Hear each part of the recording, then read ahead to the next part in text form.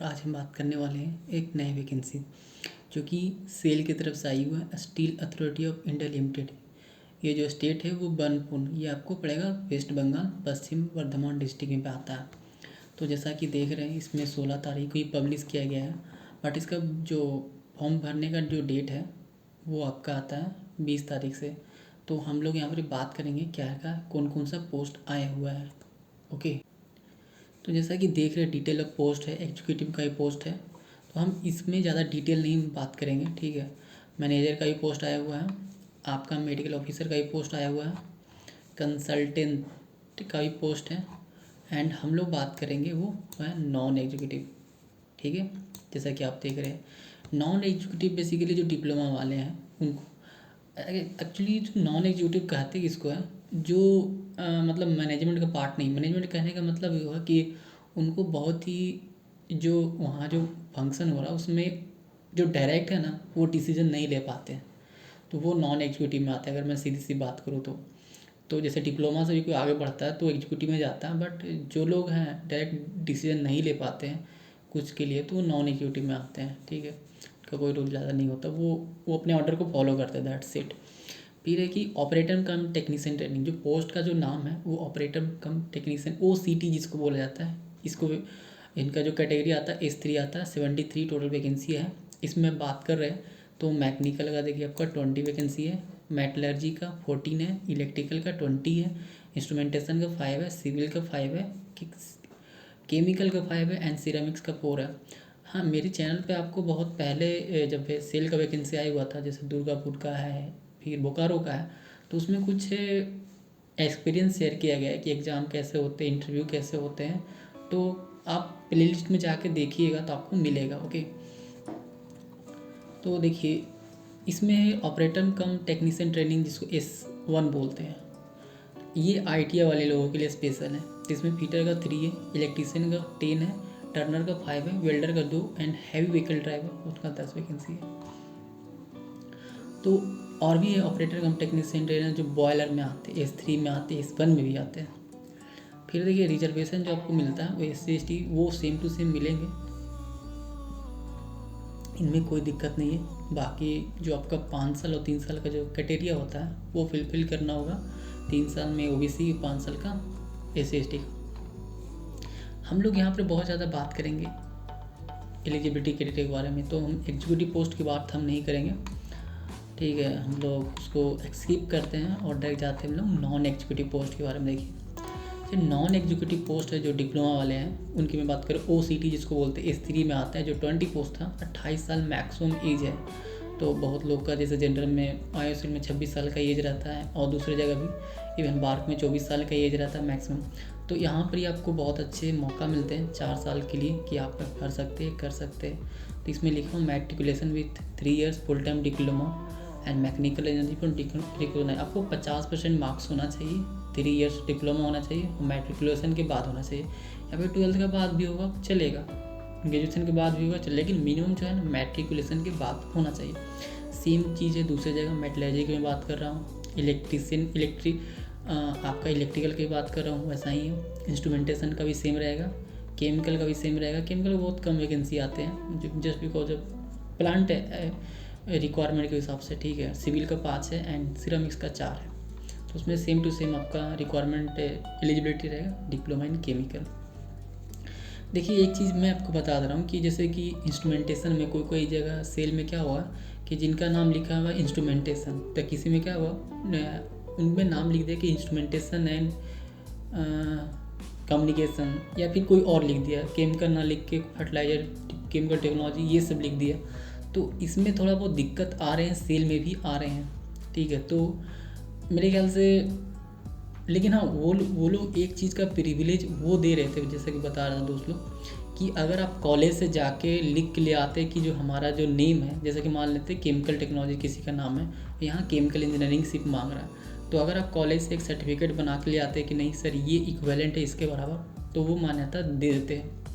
तो ये चीज़ का आप टेंशन ना लें, आपको फर्टिलाइज़र है तो अगर आप उसको एक सेम टू सेम कागज़ लिख के लाते हैं कॉलेज से कि सर ये इक्विवेलेंट है, आप कॉलेज का प्रिंसिपल दे देता है, तो दैट्स ए गुड थिंग, तो आप कर सकते हो ऐसा। ओके, तो कीजिएगा ज़रूर, लेकिन जो भी ब्रांचें रिलेटेड वो सब लोग भरिएगा। ओके, फिर सेम है अटेंडेंट कम टेक्नीशियन ट्रेनिंग, जिसको S10 वैकेंसी था इसमें।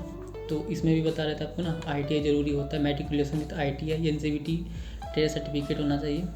फिर टेक्नीशियन फीटर की है, टर्नर का है, टेक्नीशियन वेल्डर का है।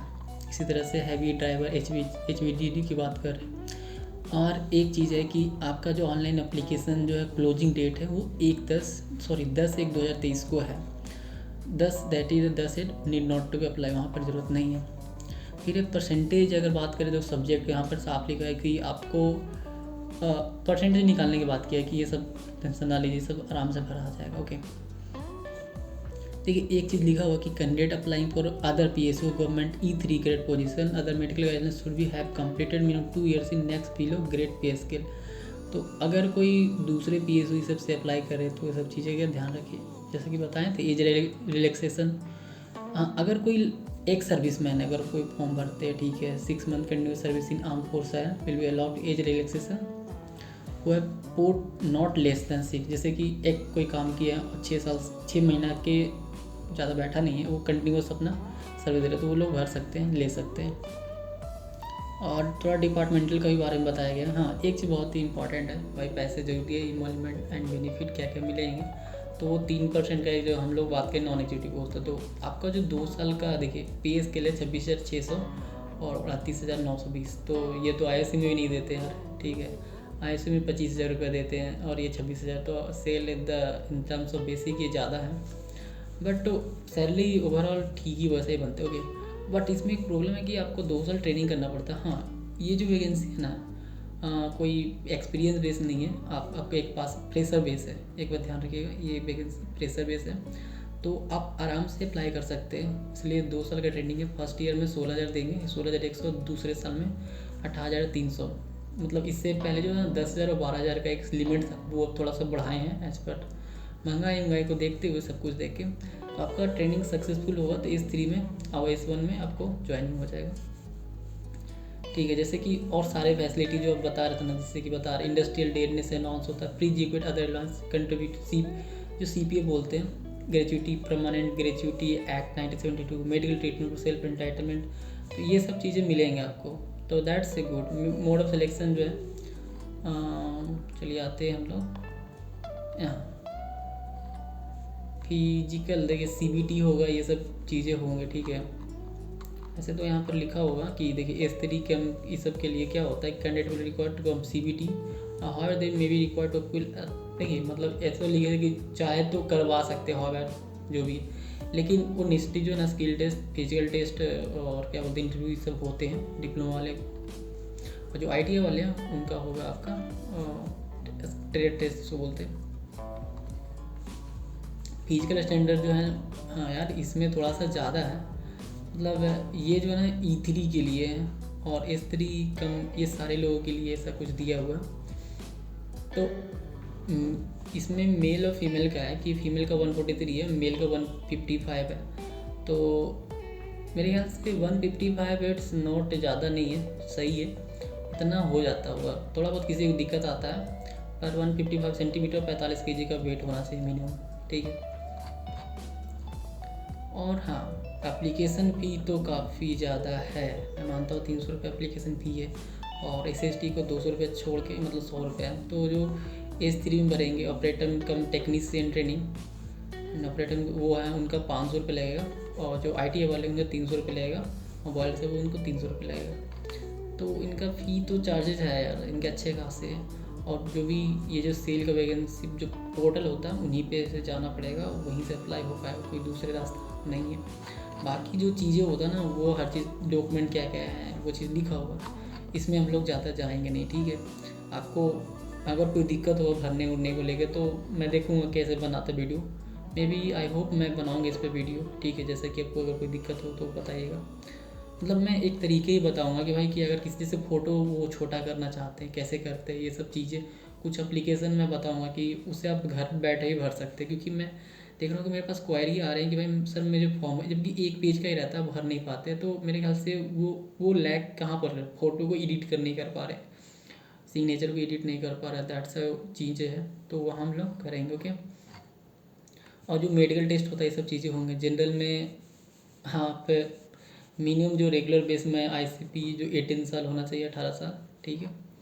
और CBT इंटरव्यू ये सब चीज़ होंगे। ओके, तो ये सब चीज़ें पूरा पढ़ लीजिए, इसमें कुछ CBT UBT के लिए पैसे वैसे नहीं देंगे, सब लिखा हुआ है, ठीक है। हाँ, और लास्ट में स्टार्टिंग ऑनलाइन एप्लीकेशन 20 तारीख से होने वाले हैं, 20/12/2022, एंड क्लोजिंग डेट पर ऑनलाइन एप्लीकेशन 10/1/2023 से। ओके, तो